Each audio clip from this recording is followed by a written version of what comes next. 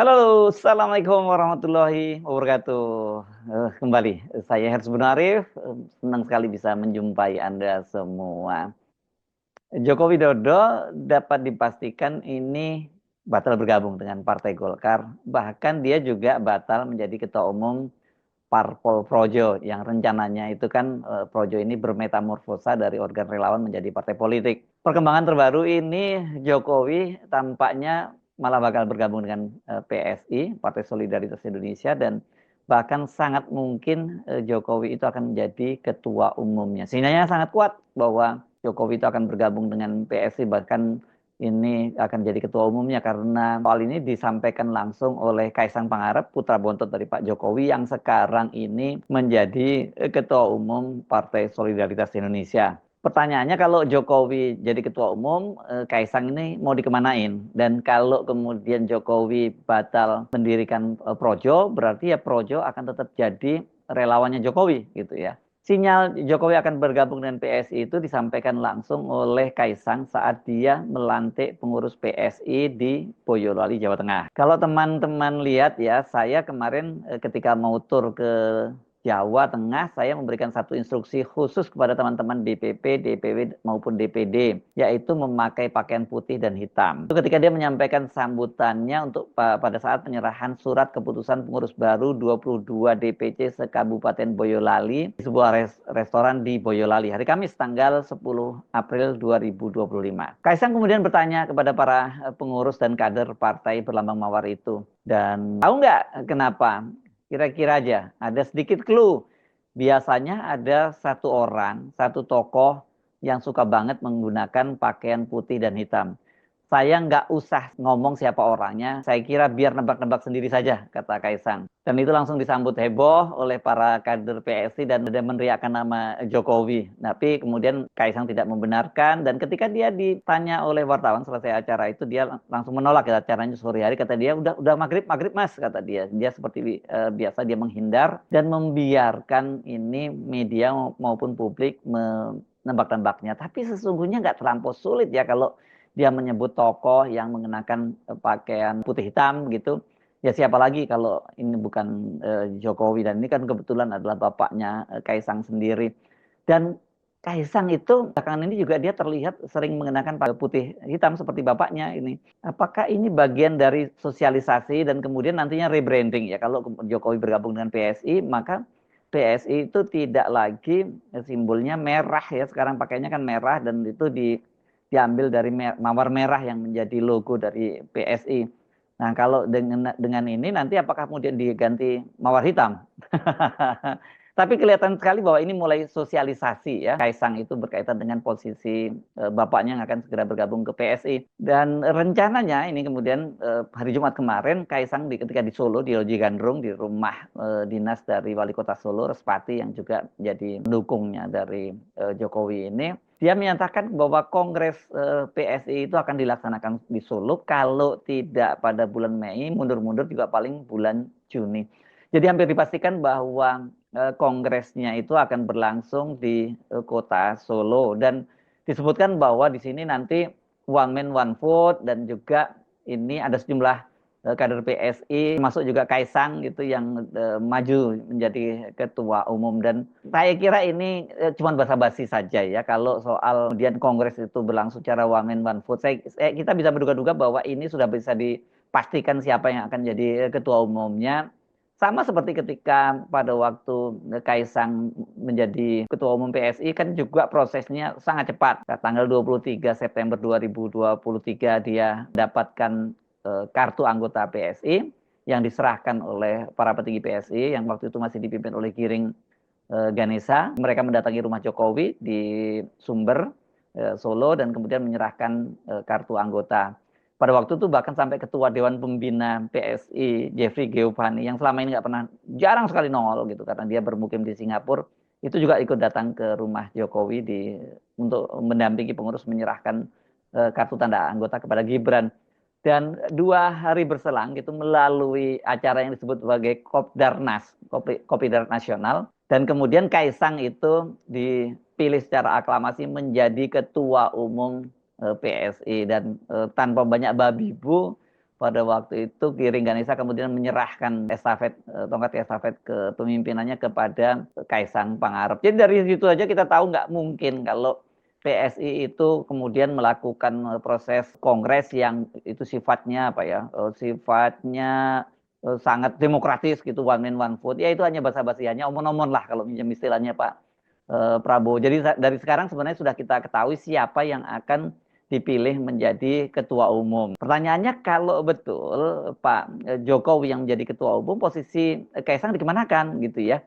Ini saya kira menjadi dilema ya, karena Kaisang sendiri ini sebagai seorang ketua umum partai, ya dia boleh dibilang gagal. Ya bagaimana nggak gagal ya kalau dia sendiri kan eh, masuk ke PSI dan menjadi ketua umum kan dikarbit sangat cepat gitu, dan dia akui sendiri pada waktu ditanya oleh wartawan, pada waktu dia terpilih menjadi atau dipilih tepatnya atau ditunjuk menjadi ketua umum itu ya karena privilege dia sebagai anaknya presiden, dan kita tahu PSI ini kan mengusung Jokowisme.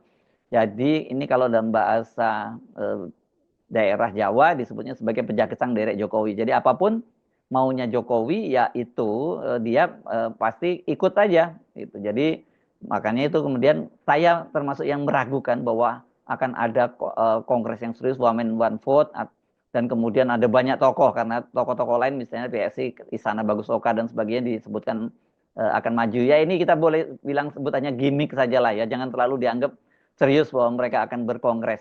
Nah, kembali lagi, kalau memang betul Pak Jokowi yang jadi ketua umum itu mau dikemanakan gitu, Kaisang.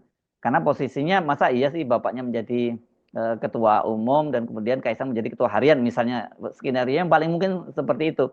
Kenapa kok tidak Kaisangnya saja yang misalnya menjadi ketua umum dan kemudian Pak Jokowi yang menjadi ketua Dewan Pembina? Pola semacam ini kan sebenarnya bisa juga ditempuh. Jadi mungkin skenario-skenario itu yang akan dipilih. Tetapi sebagai ketua umum kita tahu ya nggak bisa diandalkan Kaisang itu.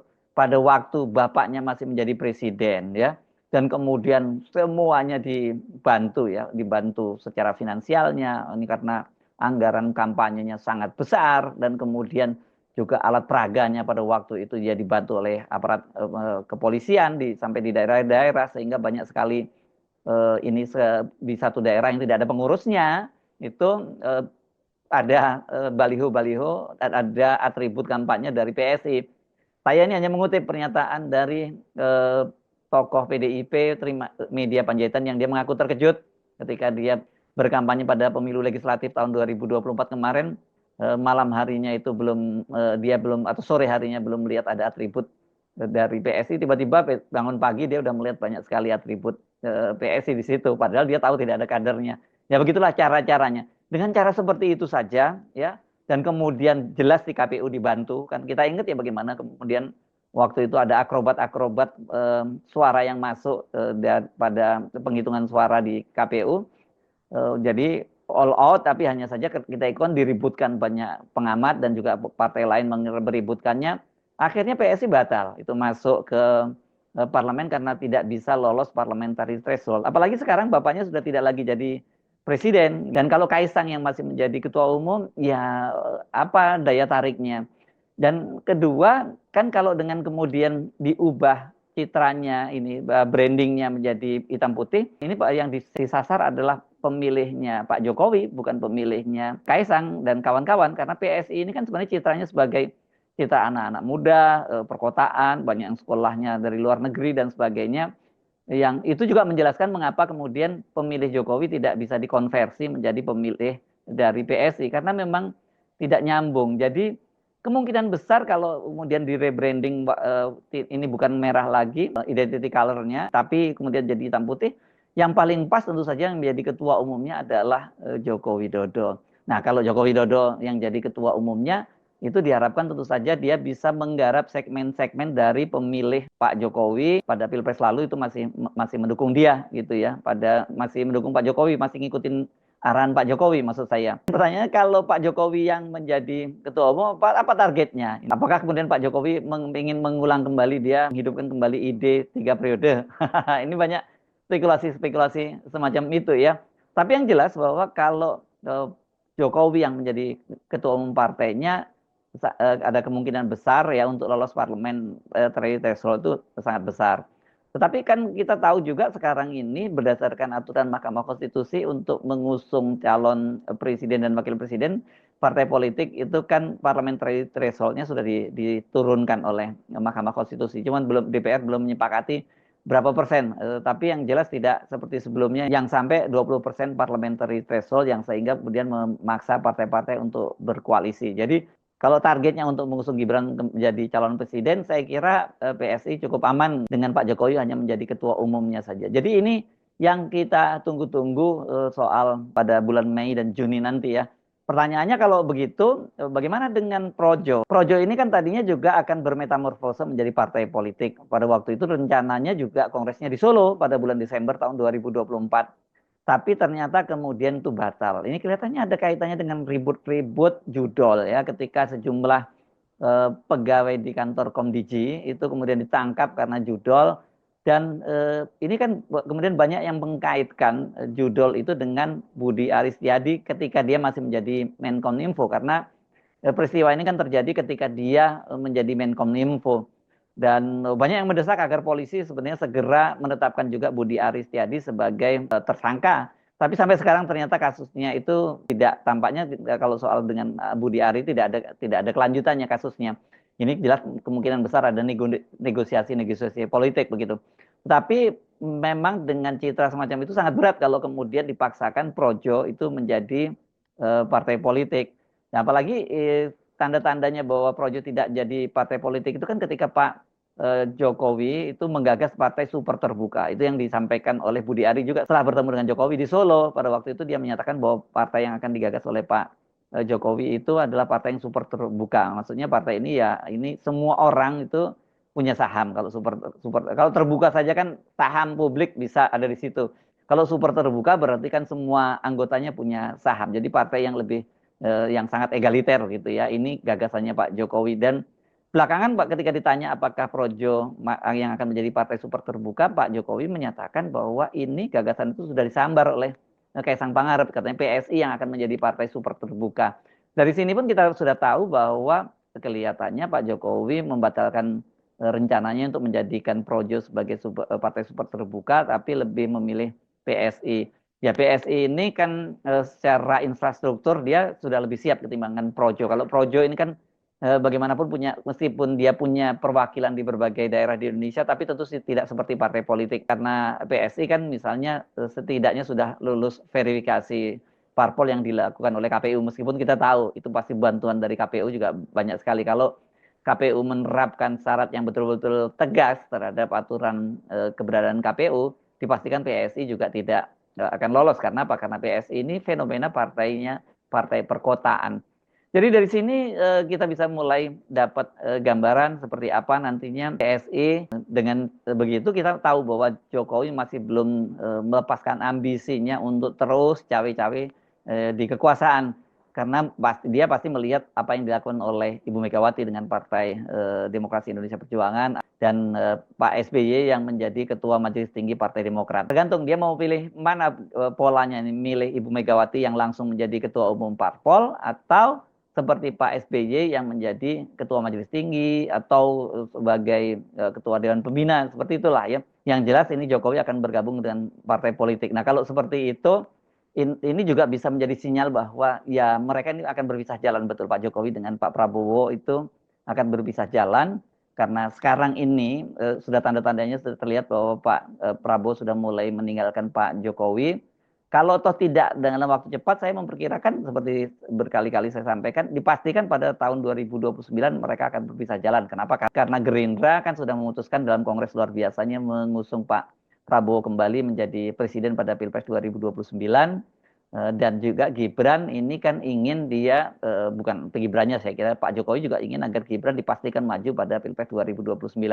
Ya jadi kalau Pak Prabowo mau maju, dimandatkan maju oleh Partai Gerindra, dan kemudian Pak Jokowi memaksakan Gibran menjadi calon presiden juga, ya mereka pasti akan berpisah jalan, bahkan akan berhadapan-hadapan.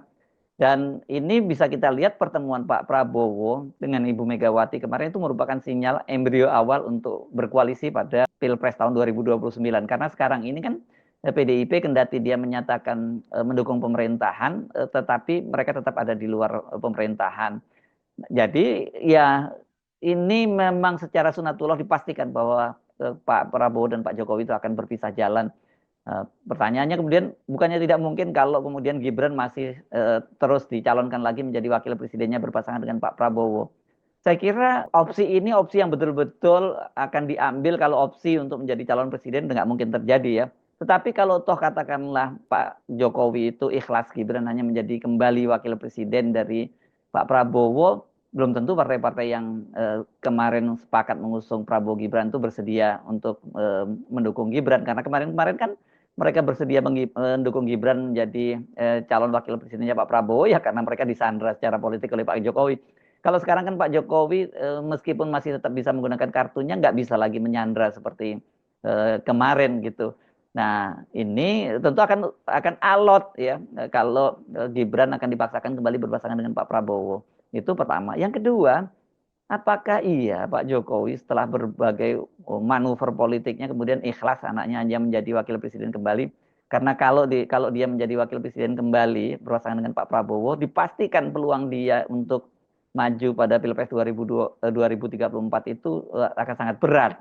Kenapa? Karena iya pengaruh Jokowi itu sudah semakin melemah.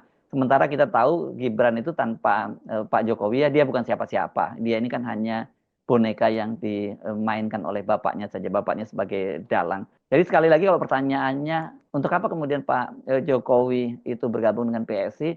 Ya dia ingin memastikan bahwa PSI itu akan menjadi partai yang bisa lolos parliamentary threshold dengan suara yang cukup signifikan dan kemudian bisa digunakan kendaraannya untuk mengusung putranya Gibran Rakabuming sebagai calon presiden pada Pilpres 2029. Jadi kalau sudah begitu, Pak Jokowi harusnya all out dan yang paling mungkin kalau dia mau all out ya dia menjadi ketua umumnya bukan hanya menjadi sebagai ketua dewan pembina.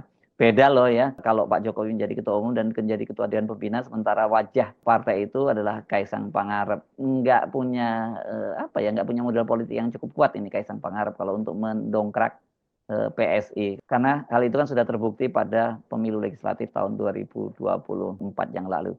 Saya Hersbun Arif dari Forum News Network. Sampai jumpa lagi. Wassalamualaikum warahmatullahi wabarakatuh.